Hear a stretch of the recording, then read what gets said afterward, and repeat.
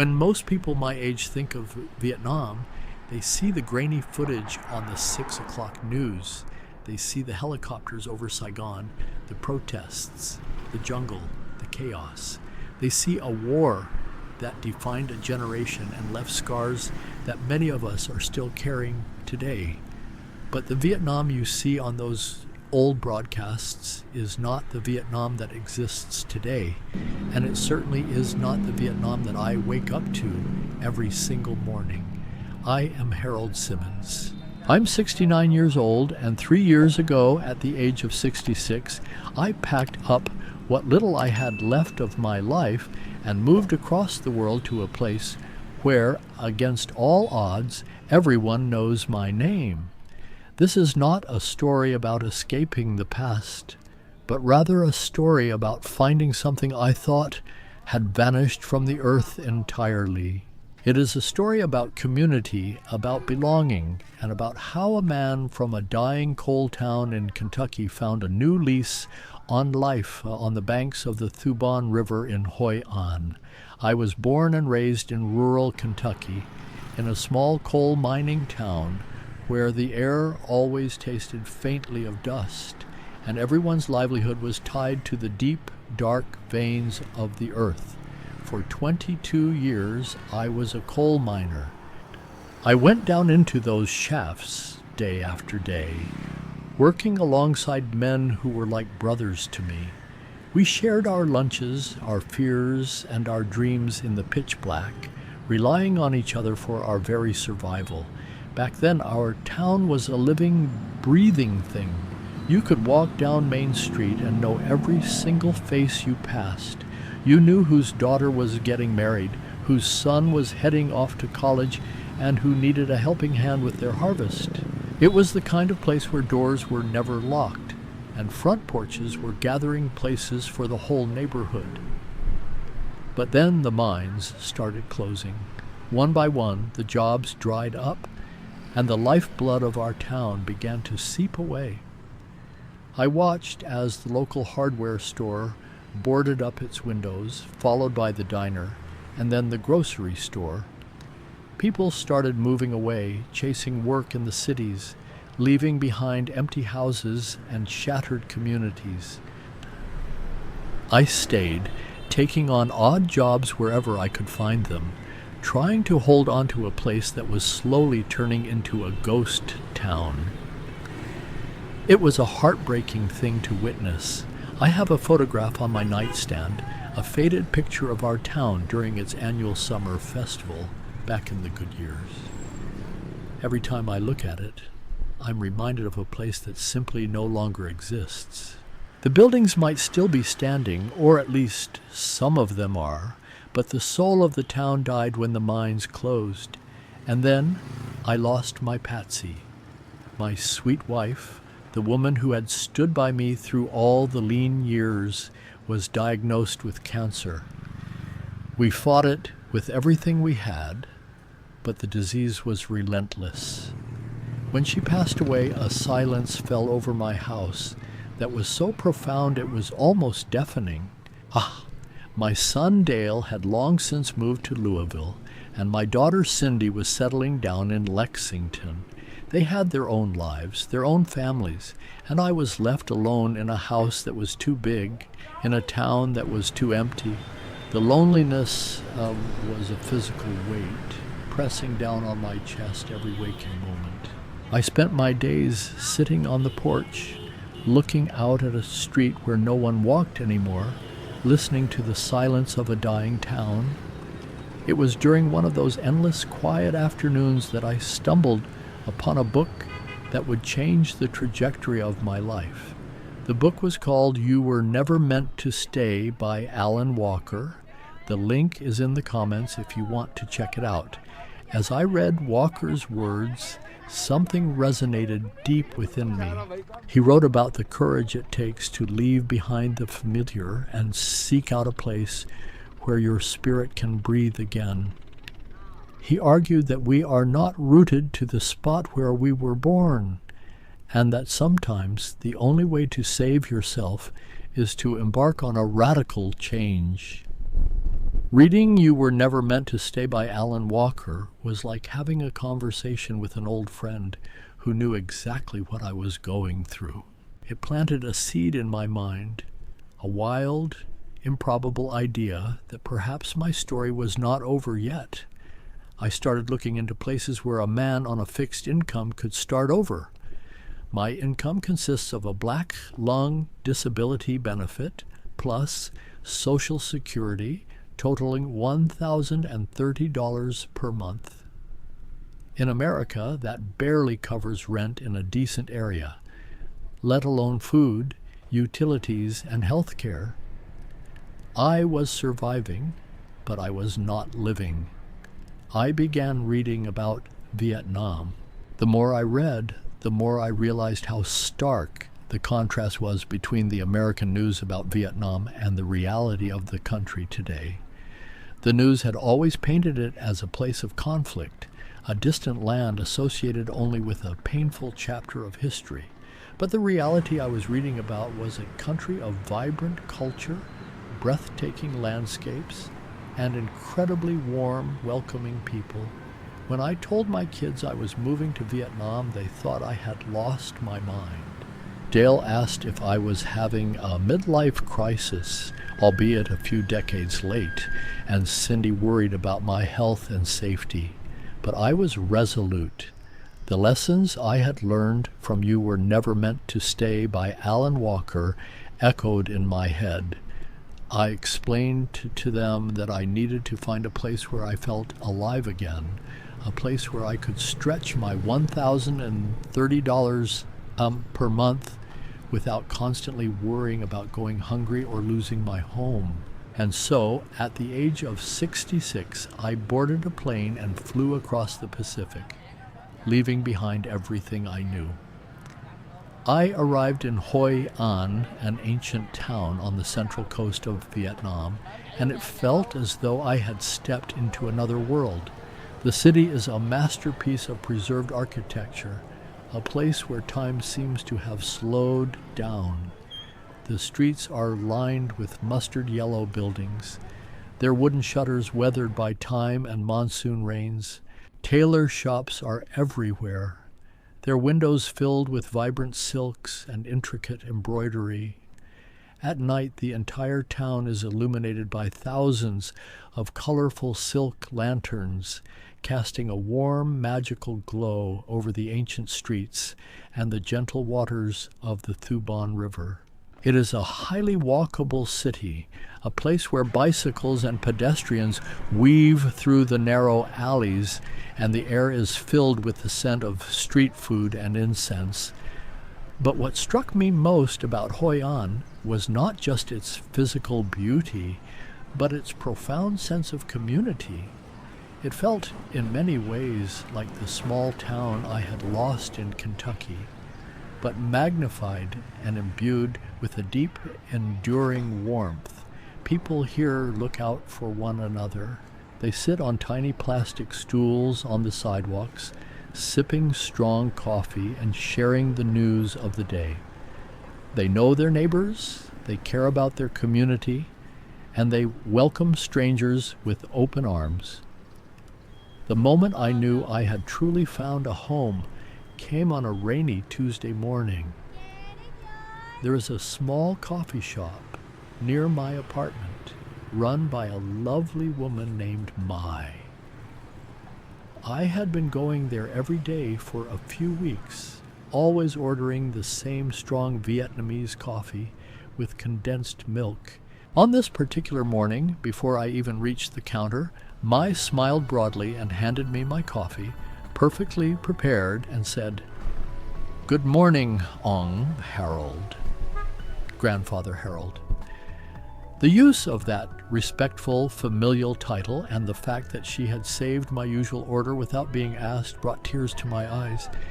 In a place halfway across the world, in a culture so different from my own, I was seen, I was known. Ad Taub, I was part of the neighborhood. Let me give you a complete breakdown of how I manage financially here. My total income is $1,030 per month. I rent a beautiful, spacious apartment, just a short bicycle ride from the ancient town for about $300 a month. This includes my utilities, internet, and even water. My groceries and eating out, which I do almost every day, enjoying incredible bowls of pho, fresh spring rolls, and banh mi, cost me around $250 a month. Health insurance and medical expenses, which are surprisingly affordable and of high quality here, run me about $150. I set aside another $100 for transportation, mostly keeping my bicycle in good repair and the occasional taxi ride. That leaves me with around $230 every month to save or spend on little luxuries like weekend trips to the nearby beaches or buying gifts for my neighbors. For the first time in years, I am not just scraping by. I am comfortable. I am thriving. This is the Vietnam the news never shows. They do not show the ordinary people, the incredibly warm neighbors who will invite you into their homes for a family meal just because you are walking by. They do not show the profound safety of walking down a dimly lit street at midnight and feeling completely at ease. They do not show the staggering beauty of the rice paddies turning gold in the afternoon sun, or the gentle rhythm of daily life along the river. Of course, it has not been without its difficulties. The language barrier was daunting at first. Vietnamese is a tonal language, and my Kentucky drawl did not exactly lend itself easily to the delicate inflections required. I spent a lot of time relying on gestures, translation apps, and the endless patience of the local people.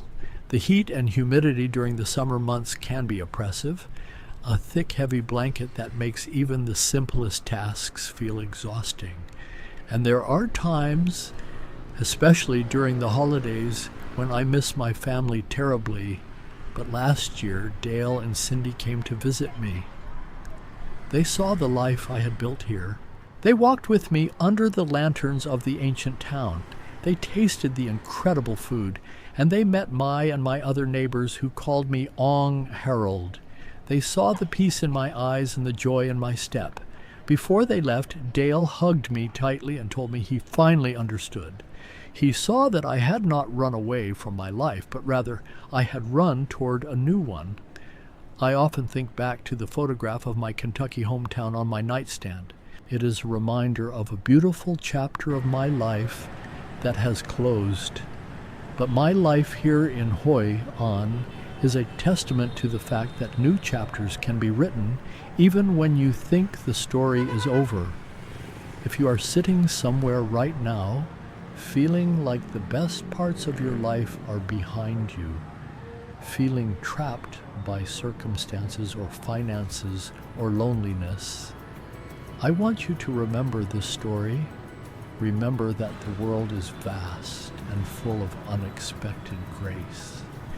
You might just need to look in places you never considered before. It takes courage to step into the unknown, but the rewards can be immeasurable. I am a 69-year-old retired coal miner from Kentucky, and I found my peace, my community, and my home in Vietnam. I remember the first few weeks here vividly. Every morning was a symphony of unfamiliar sounds. The roosters crowing before dawn, the gentle hum of motorbikes slowly navigating the narrow alleys, the rhythmic sweeping of brooms against the pavement as shopkeepers cleared the night's dust from their storefronts. These sounds were so different from the harsh mechanical clanking of the coal mines or the eerie, hollow silence of my dying hometown in Kentucky. Here the noise was organic, a sign of life, of a community waking up together and preparing to face the day. I would sit on my small balcony, sipping green tea, and simply watch the world unfold. The air was always thick with the scent of blooming jasmine, and the savory aroma of broth simmering in large metal pots on the street corners. It was a sensory overload, but instead of feeling overwhelming, it felt like an embrace. The Thuban River is the lifeblood of Hoi An, much like the coal mines were the lifeblood of my hometown. But where the mines demanded grueling labor and took a toll on the bodies of the men who worked them, the river gives life in a much gentler way. I spend hours walking along its banks, watching the small wooden boats bob on the water, their sides painted with bright eyes to ward off evil spirits. The fishermen cast their wide nets, creating beautiful expanding circles on the surface of the water, a delicate dance that has been performed the exact same way for generations. There is a profound sense of continuity here, a feeling that while the modern world races forward, some places manage to hold on to the essence of what truly matters. Let me tell you more about the tailor shops. They are not just businesses, they are vibrant hubs of creativity and tradition. You walk into one and you are immediately surrounded by bolts of silk, cotton, and linen in every color imaginable. The women who run these shops possess a skill that is nothing short of magical. They can take a glance at you, take a few measurements with a measuring tape, and within a day or two present you with a garment that fits as if it were a second skin. I had a suit made for myself, something I had not bought since Dale's wedding many years ago. When I put it on and looked in the mirror, I hardly recognized the man staring back at me. He looked distinguished, at peace, dignified. It was a stark contrast to the man covered in coal dust that I used to be. The food here is another revelation. Back in Kentucky, meals were hearty and heavy, designed to fuel long, arduous hours of physical labor. Meat, potatoes, thick gravies, and stews. Here in Vietnam, the cuisine is light, vibrant, and incredibly fresh. The herbs alone add layers of flavor that wake up your palate in ways you never thought possible. A simple bowl of pho, with its deeply savory beef broth, tender slices of meat, and tangle of rice noodles, is a masterpiece of culinary balance, and the street food culture means that you never have to eat alone if you do not want to. You pull up a small plastic stool, sit shoulder to shoulder with locals and travelers alike, and share a meal in companionable silence or broken smiling attempts at conversation. I think back to those long, lonely days on my porch in Kentucky, staring out at the empty street. The contrast is staggering. Here, loneliness is a choice, not an imposition. If I want company, all I have to do is step outside my door. There is always someone willing to share a smile, a nod, or a cup of tea. The sense of community is woven into the very fabric of daily life. Families live together in multi-generational homes, taking care of their elders with a deep-seated respect that is truly inspiring. It makes me miss Dale and Cindy, of course, but it also comforts me to see such strong familial bonds. When I read You Were Never Meant to Stay by Alan Walker, I remember underlining a passage that talked about how our physical environment shapes our internal landscape. He argued that when we surround ourselves with decay and abandonment, our spirits slowly begin to wither. But when we immerse ourselves in vibrancy, in community, in life, we cannot help but absorb that energy and let it revitalize us. That is exactly what happened to me in Hoi An, the ancient town, with its golden walls and bright lanterns breathed life back into my weary bones. The warmth of the people thawed the cold loneliness that had settled in my heart after Patsy died. Let us return to the financial aspect, because I know that is a major concern for many people my age. Living on $1,030 per month in the United States is a constant, stressful juggling act. You have to decide between paying for medication or paying for groceries. You worry about the rising cost of utilities in the winter and the endless unexpected expenses that crop up when you own an aging home. But here in Vietnam, that money stretches incredibly far, affording a quality of life that I never dreamed possible. My apartment is modern, clean, and secure. It has large windows that let in plenty of natural light, and a small courtyard where my landlord grows orchids and tropical fruits. The cost of the living is so reasonable that I do not have to count every single penny. I can afford to buy fresh produce at the market every morning. I can afford to get a massage when my old coal miner joints are aching. I can afford to take a taxi to the beach in Da Nang just to watch the sunset over the ocean. This financial freedom has lifted a massive burden off my shoulders, allowing me to focus on living rather than merely surviving. Yet the local markets are a sensory experience unlike anything else. They are chaotic, loud, and bursting with energy. The vendors, mostly women, sit behind towering piles of fresh vegetables, exotic fruits, and squirming seafood. They are fierce negotiators but quick to laugh, and once you become a regular, they treat you like family. They will save the best cuts of meat for you, or slip an extra piece of fruit into your bag with a wink. It is in these markets that you truly feel the pulse of the town, the vibrant, thrumming heart of a community that sustains itself through hard work and mutual support. I want to talk about safety because that is something the news often misrepresents when it comes to foreign countries, especially ones with a history like Vietnam's. I feel infinitely safer walking the streets of Hoi An at any hour than I ever did in some of the larger cities back home. There is a culture of respect and a low crime rate that allows you to let your guard down. You do not have to constantly look over your shoulder or worry about your belongings. This sense of security is deeply comforting, especially for someone in their late 60s. The weather is another adjustment. The rainy season can be intense, with torrential downpours that flood the streets and keep everyone indoors. But even the rain has a certain beauty to it. It washes the ancient town clean, making the mustard yellow walls shine even brighter when the sun finally breaks through the clouds, and the people of the Hoi An are incredibly resilient.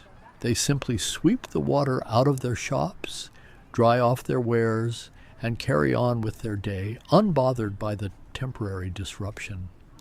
I often sit by the river in the evenings, watching the lanterns light up one by one. I think about the journey that brought me here, the winding, unlikely path from the deep coal mines of Kentucky to the vibrant, bustling streets of Vietnam. I think about Patsy and how much she would have loved the colors and the flavors of this place. I think about the photograph on my nightstand, the faded image of a town that no longer exists. And I realize that while I cannot go back in time, I have found a way to carry the best parts of that community with me. When Dale and Cindy visited, we took a boat ride down the Thu Bon River at twilight. We bought small paper lanterns with candles inside, lit them, and set them adrift on the water, making wishes as they floated away into the darkness. It is a local tradition, a way to honor ancestors and pray for good fortune. As I watched our 3 lanterns drift side by side, I felt a profound sense of peace. My children saw that I was not just existing in a foreign land, I was truly living. I had built a life that was rich in experience, in friendship, and in joy. This is the message I want to share with the world. Do not let the news dictate your understanding of a place. Do not let fear or the comfort of the familiar keep you from exploring the vast, beautiful world we live in. And most importantly, do not believe that your story is over just because you have reached a certain age or faced a certain kind of loss. There is always the possibility of a new chapter, a new beginning, a new community waiting to embrace you. As I wrap up this story, the sun is beginning to set over Hoi An, casting a golden hue over the ancient rooftops. Soon, the lanterns will be lit, and the town will transform into the magical, glowing place that I now call home. I will walk down to Mai's coffee shop, where she will greet me with a smile and a warm Chow Ong Herald. I will sit on my small plastic stool, sipping my strong coffee, and I will be grateful for every twist and turn that led me to this incredible, unexpected life. Thank you for listening to my story. I hope it inspires you to look beyond the headlines and to seek out the beauty and community that exists in every corner of the world. Remember, the link is in the comments if you want to read the book that started it all for me, You Were Never Meant to Stay by Alan Walker. Take care, and may you find your own beautiful, unexpected chapter wherever it may lead you. When I reflect on the journey that brought me here, I am often struck by the sheer improbability of it all. A retired coal miner from the Appalachian Mountains, living out his days in an ancient trading port on the coast of Vietnam. It is a narrative that defies all expectations, yet it is the most authentic and fulfilling chapter of my life. The courage it took to leave everything I knew behind, guided by the profound insights of Alan Walker, has been rewarded with a richness of experience that I could never have imagined. I have traded the dark, suffocating confines of the coal mines for the open, luminous expanses of the Vietnamese coastline, and in doing so, I have found a freedom that I never knew existed. When I reflect on the journey that brought me here, I am often struck by the sheer improbability of it all. A retired coal miner from the Appalachian Mountains, living out his days in an ancient trading port on the coast of Vietnam. It is a narrative that defies all expectations, yet it is the most authentic and fulfilling chapter of my life. The courage it took to leave everything I knew behind, guided by the profound insights of Alan Walker, has been rewarded with a richness of experience that I could never have imagined. I have traded the dark, suffocating confines of the coal mines for the open, luminous expanses of the Vietnamese coastline, and in doing so, I have found a freedom that I never knew existed. The sense of belonging I feel here is profound. It is in the way the local fruit vendor always saves the sweetest mangoes for me, or how the tailor down the street waves and calls out a cheerful greeting every time I pass by. It is a stark contrast to the profound isolation I felt in the empty, decaying streets of my hometown after the coal mines closed. Here I am not merely an old man living out his final years in solitude. I am Ong Harold, a respected and cherished member of a vibrant living community. This connection has breathed new life into my weary soul, reminding me that the human capacity for connection is boundless and that it is never too late to find a place where you truly belong. The mornings here always begin with a delicate mist rising from the Thu Bon River, cloaking the ancient mustard-yellow buildings in a soft, ethereal glow. I often find myself wandering the narrow, winding alleys, before the heat of the day sets in, marveling at the intricate wood carvings that adorn the ancient houses. These structures have survived centuries of weather and war, standing as silent witnesses to the resilience of the people who call this town home. Every step on the worn cobblestones feels like a connection to a history much older and deeper than my own, yet strangely welcoming. The sense of belonging I feel here is profound. It is in the way the local fruit vendor always saves the sweetest mangoes for me, or how the tailor down the street waves and calls out a cheerful greeting every time I pass by. It is a stark contrast to the profound isolation I felt in the empty, decaying streets of my hometown after the coal mines closed. Here I am not merely an old man living out his final years in solitude. I am Ong Harold, a respected and cherished member of a vibrant living community. This connection has breathed new life into my weary soul, reminding me that the human capacity for connection is boundless, and that it is never too late to find a place where you truly belong. In the afternoons, when the tropical sun beats down with an intense golden heat, the town slows to a languid pace. The local merchants retreat into the cool shadows of their shops, and the rhythmic clacking of the loom can be heard echoing through the quiet streets. I usually find a shaded spot near the Japanese-covered bridge, a magnificent structure that spans a small canal, and simply watch the gentle flow of life around me, the vibrant silks fluttering in the warm breeze, the soft murmur of conversations in a tonal language that is slowly becoming familiar to my ears. All of it weaves together into a tapestry of daily existence that is both exotic and deeply comforting. The food, the culture, the landscape, all of it forms a vibrant backdrop to the deep, meaningful relationships I have forged here. But beyond the external beauty of Hoi An, it is the internal transformation that I value most. The heavy burden of grief and loneliness that I carried for so long has slowly been lifted, replaced by a quiet, enduring joy. I wake up each morning with a sense of purpose and a profound gratitude for the life I have been given.